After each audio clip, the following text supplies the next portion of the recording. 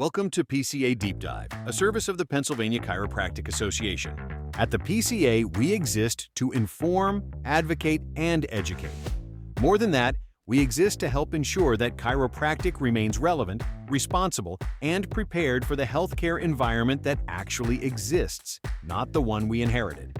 Because the reality is this: patients are changing. They are arriving in our offices more inflamed, more metabolically compromised, and more clinically complex than they were a generation ago. Chronic disease is no longer a separate conversation happening somewhere else. It is showing up in the same patient with the same back pain, joint instability, and delayed recovery that walks through the door every day. That raises a serious professional question. What happens when the adjustment is technically sound? The tissue still will not heal. What happens when the mechanics are corrected, but the biology continues to work against recovery? In this episode, we take a deep dive into the Functional Nutrition Working Group 100-hour certification in functional nutrition, developed by the Pennsylvania Chiropractic Association in academic partnership with the University of Bridgeport. This is not a conversation about hype or scope expansion. It is a conversation about standards, literacy, and meeting the complexity of the modern patient with the seriousness that complexity now demands. Let's begin. Treating chronic joint pain or spinal instability while ignoring a highly inflammatory, nutrient-poor internal environment is like repairing the frame of a house while the foundation is actively on fire. We're doing a deep dive today into clinical research, some state health data, and the detailed syllabus for this 100-hour certification in functional nutrition. Yeah, it's a really significant development. It really is, and this certification was developed by the Pennsylvania Chiropractic Association, or PCA, in an academic partnership with the University of Bridgeport. Our mission today is to figure out how conservative care is rapidly evolving to fix not just the physical frame of the patient. Which is so crucial because the modern reality of who is actually walking into the clinic today, it really demands that evolution. The healthcare environment has fundamentally changed over the last few decades. If you look around your own community, you are likely seeing patients who are far more metabolically compromised and clinically complex than they were in the past. Okay, let's break that down. Metabolically compromised, what does that actually mean for the listener? Yeah, to put that in plain English, being metabolically compromised simply means your body's internal engine is no longer processing fuel correctly. So your blood sugar is erratic, your tissues are stressed, and the body's baseline state is one of this constant low-grade alarm. Like an engine running too hot all the time. Exactly. We are no longer just looking at isolated musculoskeletal injuries, like a twisted ankle from a weekend basketball game. We're looking at systemic, widespread inflammation that changes the way the entire body functions. And the numbers we have on this are, frankly, they're staggering, especially when you look at a state like Pennsylvania, which really serves as a highly accurate microcosm for the rest of the country. Absolutely. In Pennsylvania alone, 34.2% of adults and 18% of children are currently affected by obesity. And nationally, that adult average is hovering right around 40 to 42%. It's a massive issue. We have a diet-driven chronic disease problem. If you are listening to this and dealing with chronic pain yourself, what we are unpacking today is how heavily that dietary inflammation impacts your musculoskeletal system. Because you cannot separate the physical frame from the biological environment it lives in. Going into your opening thought, because the foundation is on fire for so many of these patients, we have to logically look at how their biological context dictates physical healing. A body with imbalanced nutrition is physically more vulnerable. And that brings us directly to the clinical logic of this certification. It focuses on recognizing how chronic inflammation, metabolic dysfunction, and poor nutritional status actively affect a patient's healing capacity. So it actually slows down their recovery timelines. Exactly. It affects recovery timelines, and it dictates whether their musculoskeletal complaints keep recurring. The certification is built around what the program calls the 4 pillars of health, which are eat, think, sleep, and move. And historically, conservative care has focused really heavily on that move right pillar. Addressing the physical trauma and the mechanics. Exactly. Okay, let's unpack this for a second, because if you're listening right now and you've ever had a locked up sacroiliac joint, or maybe just a really stiff lower back, you might be wondering, isn't that just a mechanical issue? Sure, it feels purely mechanical to the patient. Right. So why does your dietary inflammation actually matter to a manual adjustment? If the bone is stuck, shouldn't pushing the bone just fix it? Well, think about what a locked up joint actually is. It is not just a rusty hinge. It is a living structure. Yeah. It's surrounded by muscles, ligaments, and a highly sensitive network of nerves. So if a patient is eating a highly inflammatory diet, heavy in processed foods, refined sugars, industrial oils, their immune system treats that as a constant low-grade infection. Oh, wow. So the body is essentially fighting the food. Yes, exactly. And it responds by circulating inflammatory proteins called cytokines throughout the bloodstream. And those cytokines eventually pool around the joints. Okay. They chemically sensitize the pain receptors in the nerves around that sacroiliac joint, Huh? which essentially lowers the threshold for pain. And at the exact same time, they cause the surrounding muscles to stay in this rigid protective spasm. So the body is essentially building a chemical cast around the joint to protect itself from the inflammation. That is precisely the right way to visualize it. Yeah. It's a chemical cast. Now, you can apply a highly skilled mechanical force to restore movement to that joint. Do the adjustment. But if the cellular environment is still bathing that tissue in cytokines, literally telling the muscles to seize up and the nerves to fire pain signals, the joint will simply lock right back up a few hours or days later. Because you haven't addressed the fundamental barrier to healing. Exactly. Physical trauma is not the only stressor on the human frame. Toxic overload and nutritional deficiencies create an environment that physically irritates joints and nerves from the inside out. Man, so if the biology is actively rejecting the mechanical fix, that puts the modern clinician in a really tough spot. It really does. They're looking at a patient who physically won't heal unless their diet changes. So are chiropractors currently equipped to step over that line and manage the chemistry, not just the bones? Because when you look at the landscape and the sources we have, it reveals a pretty dangerous gap in consistency. Yeah, that's a really important point. The desire to help patients with nutrition is absolutely there in the chiropractic profession. But the execution is remarkably uneven. Uneven how? Surveys show that nearly 90% of U.S. chiropractors already provide some form of nutrition counseling to their patients. 90%. Yes, most often this is for musculoskeletal conditions like osteoarthritis, but they are also counseling patients on diabetes, obesity, and systemic inflammation. So the profession is already heavily engaged in this work. But uneven it's a polite way to put it. Because while the profession widely claims to practice functional nutrition, the formal training backing those claims up is highly variable. Very variable. There is a significant literacy gap that we have to talk about here.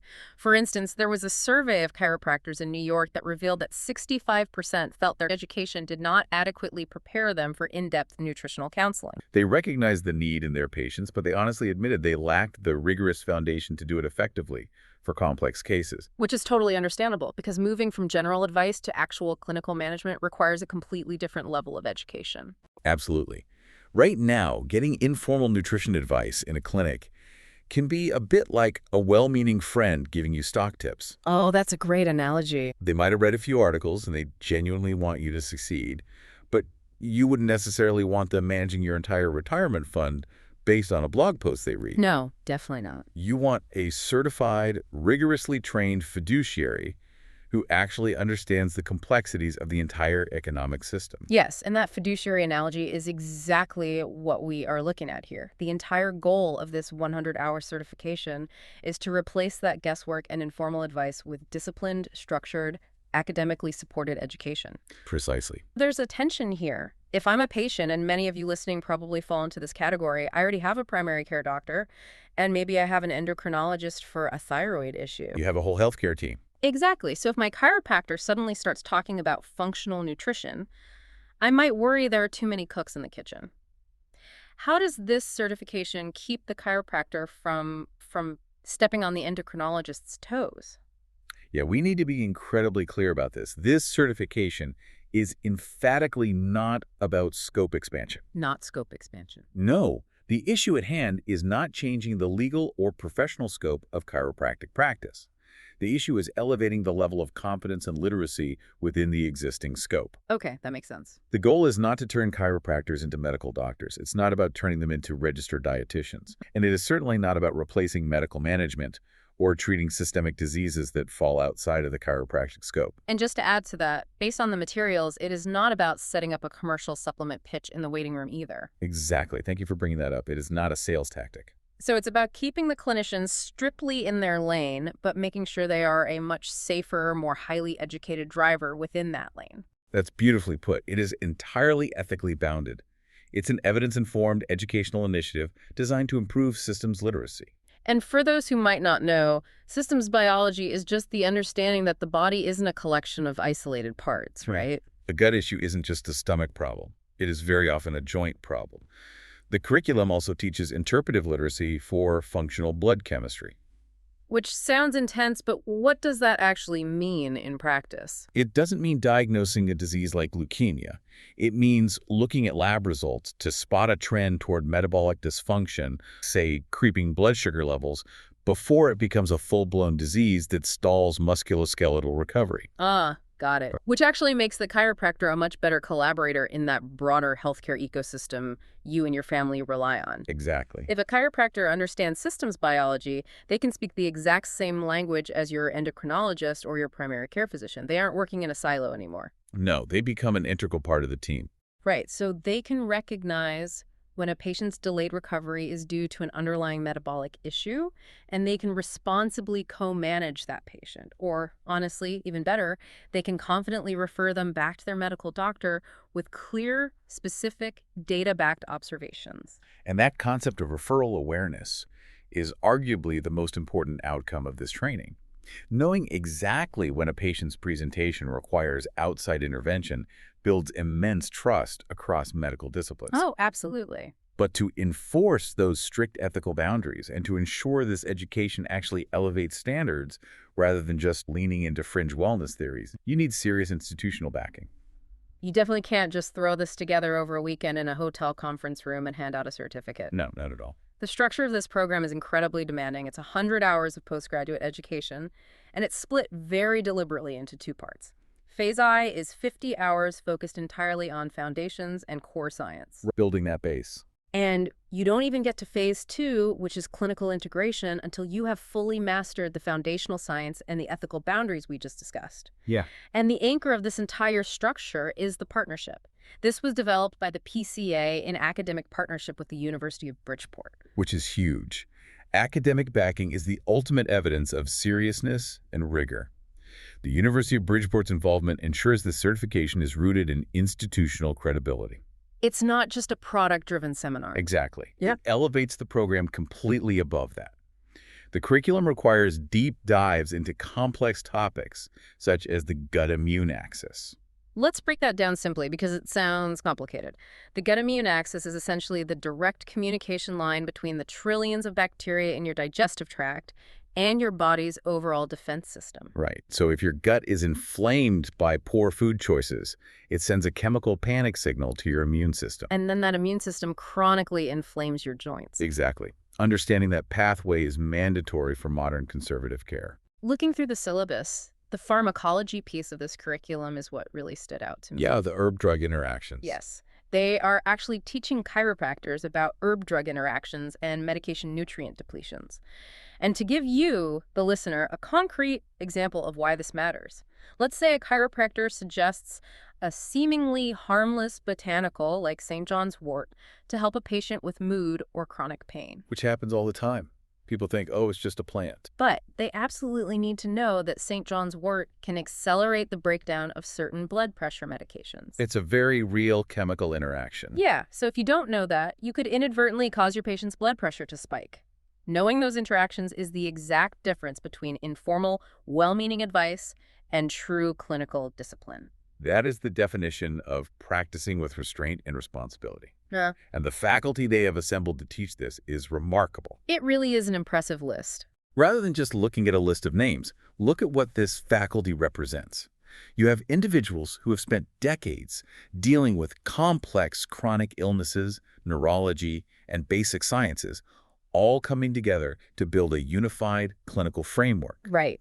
They are bringing a level of clinical synthesis that separates evidence-supported concepts from commercially driven claims. And when you look at the caliber of that faculty and the depth of a curriculum that tackles everything from cardiometabolic risk assessment to those crucial drug interactions we just talked about, it becomes clear that this isn't just a new continuing education course. No, it's much bigger than that. This rigorous, academically anchored approach signals a fundamental maturation in how conservative care is being delivered in this country. I couldn't agree more. The future of conservative care requires understanding not only the structure and movement of the human body, but the entire biologic context that dictates whether that body can actually heal. The environment. Exactly. This certification allows clinicians to evolve. It allows them to move away from purely episodic symptom management. Where a patient just comes in when their back hurts, gets an adjustment, and leaves. Right, moving away from that and toward longitudinal health stewardship. The clinician becomes an active, educated partner in maintaining the patient's long-term resilience. It brings to mind that famous quote from Thomas Edison. He said, "The doctor of the future will give no medicine, but will interest his patients in the care of the human frame, in diet, and in the cause and prevention of disease." It's incredible how relevant that is right now. We've heard that quote passed around for over a century, right? But programs like this one are actually building the academic and clinical infrastructure to finally make it a reality. Today's conversation was not about replacing the adjustment. It was about understanding the environment that determines whether that adjustment can hold. As the healthcare landscape continues to change, responsible conservative care will require more than technical skill alone. It will require deeper systems literacy, stronger clinical restraint, better referral awareness, and a clearer understanding of the biologic factors that shape healing, recovery, and recurrence. That is what makes the Functional Nutrition Working Group 100-hour certification in functional nutrition so important. It represents an academically grounded, ethically bounded effort to raise standards within existing chiropractic practice and to better prepare the profession for the realities of modern patient care. The first section of this program will be offered at the Northeast Chiro Summit at Kalahari Resort, with additional in-person and on-demand trainings offered throughout the year for convenience. If this matters to you and you are in Pennsylvania, consider joining the Pennsylvania Chiropractic Association.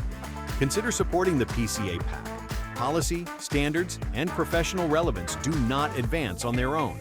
They advance when people choose to participate. If you are listening from outside Pennsylvania, join your state association, support your state PAC, and stay engaged in the policy and professional conversations shaping the future of care where you practice. You can find more information in the show notes. Until next time, stay informed, stay engaged, and stay part of the solution. This has been PCA Deep Dive.